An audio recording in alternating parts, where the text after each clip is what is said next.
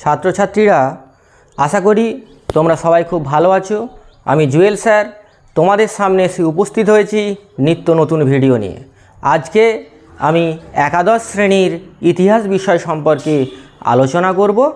তোমরা জানো যে সিলেবাস তোমাদের আগের থেকে অনেকটাই চেঞ্জ হয়েছে। আগে যে সিলেবাস ছিল সেখানে কি ছিল না, সেখানে তোমাদের 24 নম্বরের এমসিকিউ ছিল, এসএকিউ ছিল 16 নম্বরের, এছাড়া তোমাদের 8 নম্বরের বড় কোশ্চেন ছিল যেটা 5টা লিখতে হতো, অর্থাৎ তোমাদের মোট 80 নম্বরের লিখিত পরীক্ষা দিতে হতো এবং সেটা বছরে একবারই হতো। এবং তারপরে কিন্তু তোমাদের প্রজেক্ট 20 নম্বরের পরীক্ষা দিতে হতো। মোট 100 নম্বরের পরীক্ষা ছিল। কিন্তু তোমাদের যখন সিলেবাস চেঞ্জ হয়েছে, সিলেবাস চেঞ্জ হবার ফলে কিন্তু তোমাদের পরীক্ষা পদ্ধতিরও কিন্তু অনেকটাই বদল হয়েছে। সেই নিয়ে অনেকে চিন্তিত আছো যে নতুন সিলেবাস, নতুন ধরনের কোশ্চেন হবে, আমরা কিভাবে পরীক্ষা দেব, কিভাবে আমরা নাম্বার পাবো, সেই বিষয়ে তোমরা অনেকেই খুবই চিন্তিত। তোমাদের সেই চিন্তা দূর করতে আমি জুয়েল স্যার তোমাদের সামনে এসে উপস্থিত হয়েছি। তোমরা এ বিষয়ে আরও ভিডিও পেতে, নিত্য নতুন ভিডিও যদি তোমরা পেতে চাও, তাহলে তোমরা অবশ্যই আমার চ্যানেলটি লাইক করো, শেয়ার করো আর সাবস্ক্রাইব করো। এবং আমি তোমাদের বলবো যে তোমরা এই ভিডিওগুলো পুরোটা দেখো, না টেনে পুরো ভিডিওটা দেখো। আশা করি আজকের পর থেকে তোমাদের ক্লাস 11-এর ইতিহাস বিষয়ের প্রশ্নপত্র সম্পর্কে এবং সিলেবাস সম্পর্কে যত ভ্রান্ত ধারণা আছে সেই ধারণা দূর হবে এবং তোমাদের ধারণা কিন্তু অনেকটাই পরিষ্কার হয়ে উঠবে। দেখো, তোমাদের যে নতুন সিলেবাস আছে, নতুন সিলেবাসে মূলত 3টে বিষয় উল্লেখ করা হয়েছে, 3টে চ্যাপ্টার রয়েছে এবং চতুর্থ যে পার্ট আছে সেই চতুর্থ পার্টে কিন্তু প্রকল্প রয়েছে বা প্রজেক্ট, সেটা কিন্তু তোমার চতুর্থ পার্টে তোমরা পেয়ে যাবে। প্রথম পার্ট কি রয়েছে না, 1 নম্বর অধ্যায়ে রয়েছে ইতিহাস পাঠ। প্রথম যে অধ্যায় সেই অধ্যায়টার নাম হচ্ছে ইতিহাস পাঠ। এবং দ্বিতীয় অধ্যায়ে কি রয়েছে, সাম্রাজ্য সমূহ। বিভিন্ন যে সাম্রাজ্য ভারতবর্ষ তথা বিশ্বের বুকে যে বিভিন্ন সাম্রাজ্য গড়ে উঠেছে সেই সাম্রাজ্য সমূহ সম্পর্কে রয়েছে। আর তৃতীয় যে অধ্যায় রয়েছে সেখানে রয়েছে শাসন ব্যবস্থার ধারণা, তুলনামূলক পাঠ। অর্থাৎ তোমরা বুঝতেই পারছো যে মাত্র 3টে অধ্যায়, কিন্তু এটা মাত্র 3টে অধ্যায় না, এখানে 3টে অধ্যায় থাকলেও এই 3টে অধ্যায়ের মধ্যে অনেক কিছু বিষয় তোমাদের রয়েছে। যে ইতিহাস পাঠ যে অধ্যায়টা রয়েছে এই অধ্যায়ে কিন্তু ইতিহাস সম্পর্কে বিভিন্ন ধারণা সেটা তোমাদের অবশ্যই জানতে হবে। যেমন তোমাদের প্রথমে জানতে হবে যে ইতিহাস কাকে বলে। ইতিহাস কাকে বলে বলতে বোঝায় যে মানব সভ্যতার যে ক্রমবিবর্তন, এই বিবর্তনের কাহিনীকেই বলা হচ্ছে ইতিহাস। এছাড়া ইতিহাস থেকে যে আমরা যে প্রাচীন বিষয় সম্পর্কে জানতে পারি সেগুলো কিন্তু তোমরা এই প্রথম পার্টেই অনেকটাই তথ্য পেয়ে যাবে। প্রথম পার্টটা যদি টেক্সট বইটা ভালো করে পড়ো সেখান থেকে কিন্তু অনেক তথ্য পেয়ে যাবে। তাছাড়া ওখানে কি রয়েছে না, বিভিন্ন ইতিহাসের উপাদান সম্পর্কে রয়েছে। ইতিহাসের উপাদানকে আমরা দুটো ভাগে ভাগ করি, একটা হচ্ছে সাহিত্যিক উপাদান আর একটা হচ্ছে প্রত্নতাত্ত্বিক উপাদান। সাহিত্যিক উপাদানের মধ্যে ছিল স্থাপত্য, ভাস্কর্য, শিলালিপি, মুদ্রা, এগুলো হচ্ছে সাহিত্যিক উপাদান। আর প্রত্নতাত্ত্বিক ইতিহাসের যে প্রত্নতাত্ত্বিক উপাদান রয়েছে, প্রত্নতাত্ত্বিক উপাদানের মধ্যে উল্লেখযোগ্য ছিল বিভিন্ন লেখগ্রন্থ, যে গ্রন্থগুলো লেখা আকারে রয়েছে, যেমন বেদ, পুরাণ, রামায়ণ, মহাভারত, মেগাস্থিনিসের ইন্ডিকা, কৌটিল্যের অর্থশাস্ত্র, বিশাখ দত্তের মুদ্রা রাক্ষস সব বিভিন্ন গ্রন্থ, বিভিন্ন যে লেখনী গ্রন্থ, সেই গ্রন্থগুলো থেকে কিন্তু আমরা ইতিহাসের বহু তথ্য পেয়ে থাকি। এগুলো কিন্তু রয়েছে। তাছাড়া তোমার বাবরের যে আত্মজীবনী তুজুকি বাবরি বা বাবরনামা, এছাড়া জাহাঙ্গীরের আত্মজীবনী তুজুকি জাহাঙ্গীরি, আবুল ফজলের আইনি আকবরী বা আকবরনামা, এছাড়া হুমায়ুন নামা যেটা রচনা করেছিল গুলবদন বেগম। এছাড়া বিভিন্ন যে গ্রন্থ, সেই সমস্ত গ্রন্থ থেকে আমরা মধ্যযুগের ইতিহাস জানতে পারি। এছাড়া প্রাচীন যুগের ইতিহাসও কিন্তু আমরা বহুলাংশে বিভিন্ন গ্রন্থ থেকে জানতে পারি। এগুলো প্রথম অধ্যায়ে রয়েছে। আর তোমাদের দ্বিতীয় অধ্যায়ে কি রয়েছে না, সাম্রাজ্য সমূহ। এই অধ্যায়ে তোমরা যে গ্রিসের ম্যাসিডোনীয় সাম্রাজ্য, রোমান সাম্রাজ্য সহ বিভিন্ন সাম্রাজ্য সম্পর্কে জানতে পারবে। এছাড়া গুপ্ত সাম্রাজ্য সম্পর্কেও কিন্তু তোমরা জানবে, যেটা 275 খ্রিস্টাব্দে শ্রীগুপ্ত যে সাম্রাজ্য প্রতিষ্ঠা করেছিল, সেটা গুপ্ত সাম্রাজ্য। গুপ্ত সাম্রাজ্যের প্রতিষ্ঠাতা হিসাবে যাকে উল্লেখ করা হয় সেটা হচ্ছে প্রথম চন্দ্রগুপ্ত। এ সম্পর্কেও তোমরা জানবে। আর গুপ্ত বংশের শ্রেষ্ঠ সম্রাট যিনি ছিলেন সেটা হচ্ছে সমুদ্রগুপ্ত। সমুদ্রগুপ্তের উপাধি কী ছিল না কবিরাজ, তারপরে কি না সর্বরাজ্য ছেদ্দা, অপতিরথ, অশ্বমেধ পরাক্রম, পরমাঙ্কদেব, এই সমস্ত বিভিন্ন উপাধি কিন্তু সমুদ্রগুপ্ত গ্রহণ করেছিল। এটা তোমরা এই সাম্রাজ্য সমূহ চ্যাপ্টার থেকে জানতে পারবে। এছাড়া মৌর্য সাম্রাজ্য, যে ভারতের বুকে সবথেকে বড় যে ঐতিহাসিক বৃহৎ যে সাম্রাজ্য মৌর্য সাম্রাজ্য সম্পর্কে জানতে পারবে। তারও আগে তোমরা ষোড়শ মহাজন পদ সম্পর্কে জানতে পারবে। খ্রিস্টপূর্ব ষষ্ঠ শতকে ভারতে 16টি মহাজন পদ গড়ে উঠেছিল, যেটা বৌদ্ধ ধর্মগ্রন্থ অঙ্গুত্তর নিকায় ও জৈন গ্রন্থ ভগবতী সূত্র এই গ্রন্থ থেকে জানা যায়। এই 16টি মহাজন পদের মধ্যে উল্লেখযোগ্য ছিল কাশী, কোশল, অঙ্গ, মগধ, বিজি, চেদি, বৎস, মৎস্য, পাঞ্চাল, সুরসেন, আশক, অবন্তী, গান্ধার, কম্বোজ, কুরু প্রভৃতি।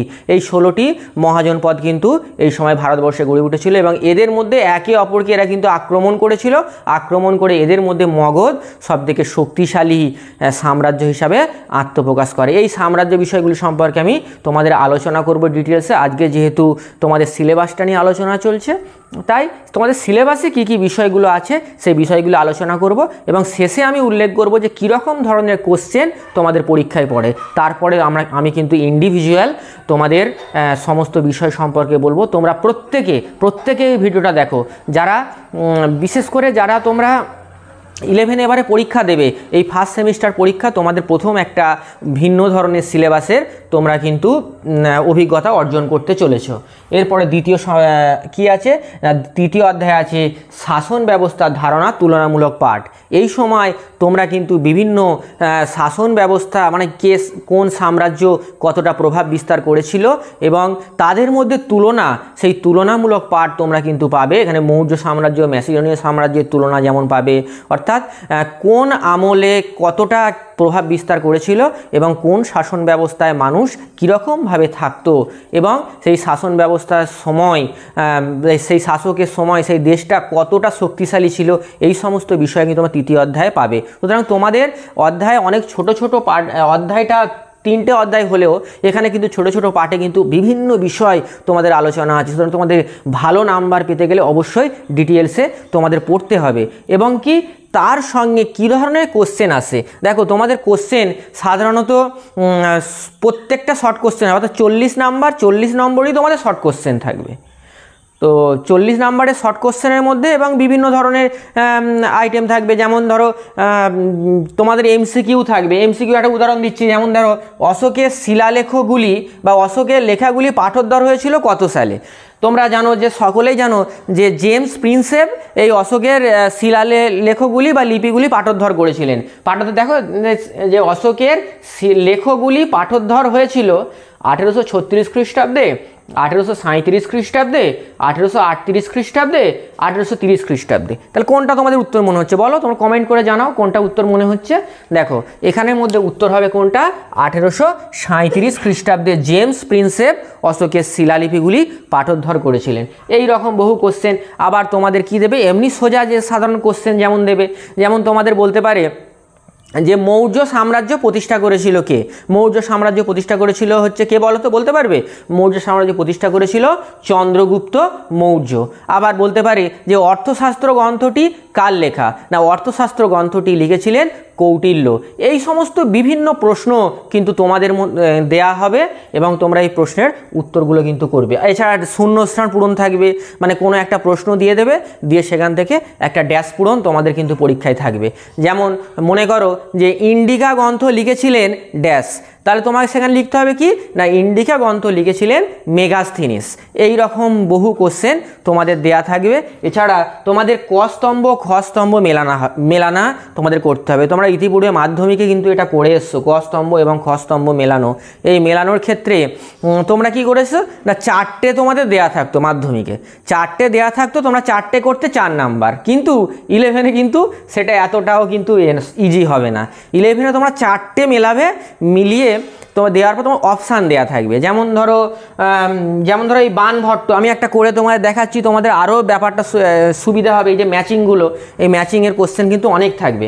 যেমন বানভট্ট থেকে কি হবে না, তোমরা জানো যে হর্ষবর্ধনের যে সভাকবি বানভট্ট, তিনি হর্ষবর্ধনের জীবনী লিখেছিলেন, যেটার নাম হচ্ছে কি না হর্ষচরিত। আচ্ছা, আবার হর্ষবর্ধন দেখবে 3টে নাটক লিখেছিল, সেই 3টে নাটক কি না বলতে পারবে? যেমন হচ্ছে 3টে নাটক হচ্ছে তোমার নাগানন্দ, তার মধ্যে একটা উল্লেখযোগ্য নাটক, বোঝা গেল। তারপরে যেমন বিলহন কি লিখেছিলেন না, বিলহন তার রচিত হচ্ছে না বিক্রমাঙ্কদেব চরিত, বিলহন। যেমন আবার দেখো সন্ধ্যাকর নন্দী, তোমরা সন্ধ্যাকর নন্দী কি লিখেছিলেন না রামচরিত গ্রন্থ। আবার কলহন হচ্ছে কি না রাজতরঙ্গিনী গ্রন্থ। তাহলে তোমাদের এরকম অপশান দেওয়া থাকবে যে একেরটা তোমরা এইভাবে লিখবে যে একের দাগেরটা কি হচ্ছে না একের দাগেরটা সি উত্তর হচ্ছে না বানভট্ট হর্ষচরিত। তারপরে আবার কি দেয়া থাকবে, কমা দিয়ে দেওয়া থাকবে যে 2এর দাগেরটা কি উত্তর হচ্ছে, দেখো বিলহন বিক্রম, 2এর দাগেরটা হচ্ছে ডি উত্তর হচ্ছে। আবার এখানে কমা দিয়ে 3এর দাগেরটা এরাম এ, অপশান এ, আবার অপশান বি দিয়ে নেবে। আবার 3এর দাগেরটা কি উত্তর হচ্ছে, 3এর দাগেরটা মনে করো যে বি উত্তর হচ্ছে, 3এর দাগেরটা বি উত্তর হচ্ছে, বোঝা গেল। আবার মনে করো এখানে দেয়া থাকবে যে 4এর দাগেরটা কি উত্তর হবে, 4এর দাগেরটা হচ্ছে তোমার এ উত্তর হচ্ছে এ, এইরকম অপশান। আবার 2এর দাগে দিয়ে এরকম উল্টোপাল্টা কিন্তু বিভিন্ন অপশান দেওয়া থাকবে, তোমার যেটা সঠিক উত্তর মনে হবে সেটা কিন্তু তুমি উত্তর হিসাবে লিখে দেবে। এইরকম দেখো তোমরা দেখো মেলানো ক্ষেত্রে ধরো সব কটা জানো না, দুটো হয়তো জানো, তোমরা অপশান মিলিয়েও কিন্তু উত্তর করতে পারবে। তোমরা দেখবে যেমন একেরটা সি হবে তুমি নিশ্চিত, একেরটা সি হবে আর 2এরটা ডি হবে তুমি নিশ্চিত। তাহলে তুমি প্রত্যেকটা অপশান দেখবে যে একেরটা সি 2এরটা ডি কোনটাই আছে। তোমরা এইভাবে কিন্তু অপশান টেস্টিং করেও কিন্তু এই এবি ক স্তম্ভ খ স্তম্ভ মেলানো তোমরা কিন্তু করে দিতে পারবে। তাহলে তোমাদের একটা নম্বর কিন্তু ঝুলিতে চলে আসবে, আর কোনো প্রশ্ন ছাড়ার দরকার নেই। কারণ প্রত্যেকটা প্রশ্ন যেগুলো ধরো এই যে শর্ট কোশ্চেন এমসিকিউ যেগুলো আছে, এমসিকিউ যেগুলো উত্তর জানো না তোমরা আন্দাজে হলেও করে দেবে, আন্দাজে হলেও করে দিলে দেখবে কোনো না কোনো কোশ্চেনের উত্তর কিন্তু লেগে যাচ্ছে। তো দেখা যাচ্ছে কোনো প্রশ্ন তোমরা ছাড়বে না, সেক্ষেত্রে দেখবে তোমরা কিন্তু অনেকটাই নম্বর পেয়ে যাচ্ছ, বুঝে গেল ব্যাপারটা। যদি বিষয়টা যদি তোমাদের পড়া থাকে বা জানা থাকে, তোমরা নিয়মিত যদি ক্লাসগুলো করো, তাহলে কিন্তু তোমাদের অচেতন মনে হলেও কখনো না কখনো কোশ্চেনটা শুনে থাকবে এবং তার উত্তরটা কিন্তু তোমরা ঠিক করে দিতে পারবে। সুতরাং বিষয় সম্পর্কে কিছুটা তোমার ধারণা অবশ্যই থাকতে হবে, তবে যাই প্রশ্ন পড়ুক তোমরা কিন্তু উত্তর করে দিতে পারবে। এছাড়া বিবৃতি ব্যাখ্যা, ধরো কোনো কিছু একটা বিবৃতি দিল, বিবৃতি দিয়ে তার 3টে ব্যাখ্যা তোমাদের উল্লেখ, তোমার মাধ্যমিক এটা করে এসেছে, অতএব এটা তোমাদের কিন্তু অসুবিধা হওয়ার কোনো কথা নয়। তারা যে কোনো একটা প্রশ্ন দিল, যেমন মনে করো যে একটা তোমাদের যে কোনো বিষয়ে একটা বিবৃতি দিয়ে দিল, বিবৃতি দিয়ে তার 3টে ব্যাখ্যা দেবে, অর্থাৎ সঠিক উত্তর বেছে নেওয়ারই মতো, অর্থাৎ একটা বিবৃতি তার 3টে ব্যাখ্যা। যেমন আচার্য জগদীশচন্দ্র বসু, আমি একটা টেনেরই উদাহরণ দিচ্ছি, আচার্য জগদীশচন্দ্র বসু বসু বিজ্ঞান মন্দির প্রতিষ্ঠা করেছিলেন। তাহলে বিবৃতি এক বিবৃতি কি না কারিগরি ও বিজ্ঞান ও কারিগরি শিক্ষা প্রসারের জন্য, বিবৃতি 1 দিল। বিবৃতি 2 দিল, বিবৃতি 2 কি না তিনি জেনারেল শিক্ষা প্রসারের জন্য। ব্যাখ্যা 3 দিল, ব্যাখ্যা 3 কি দিল না ব্যাখ্যা 3 দিল যে তিনি কি না অর্থ উপার্জনের জন্য। তাহলে ওটা কি হবে, তাহলে একটা হচ্ছে তিনি বৈজ্ঞানিক চর্চা প্রসারের ব্যাখ্যা, একটা উত্তর হয়ে যাবে। এই রকমভাবে কিন্তু তোমাদের বিবৃতি ব্যাখ্যাগুলো করতে হবে। তোমরা এই জিনিসগুলো এই রকম কোশ্চেনও তোমাদের থাকবে। আর প্রজেক্ট হচ্ছে কি তোমাদের যেটা প্রজেক্ট দেওয়া হবে, প্রথম সেমিস্টারের যে প্রজেক্টটা আছে সেই প্রজেক্টটা কিন্তু তোমাদের প্রথম সেমিস্টারে দেওয়া হবে না, সেটা হচ্ছে একেবারে শেষ সেমিস্টারে তোমাদের 10 20 নম্বরের প্রজেক্টটা একচোটে তোমাদের দিতে হবে। আর তোমরা দুটো সেমিস্টারে 40 করে 80 নম্বরে তোমরা পরীক্ষা দেবে। এই পরীক্ষা দিতে গেলে তোমাদের কিন্তু নিয়মিত ক্লাস করতে হবে, এবং তোমরা যদি আমার ক্লাস পেতে চাও তাহলে আমার এই চ্যানেলটা তোমরা লাইক করো, শেয়ার করো, সাবস্ক্রাইব করো। আশা করি তোমরা অনেক ভালো রেজাল্ট করবে, এবং ভালো রেজাল্ট করতে গেলে আমার চ্যানেলটা অবশ্যই তোমাদের সাবস্ক্রাইব করতে হবে। তাহলে তোমরা কিন্তু নিত্য নতুন ভিডিও পাবে। শুধুমাত্র একাদশ শ্রেণী নয়, একাদশ শ্রেণী সহ বিভিন্ন শ্রেণীর যে শিক্ষার্থীরা আছো তাদের জন্য কিন্তু আমি আলাদা আলাদা ভিডিও করব। এই বলে আমি আমার বক্তব্য শেষ করছি।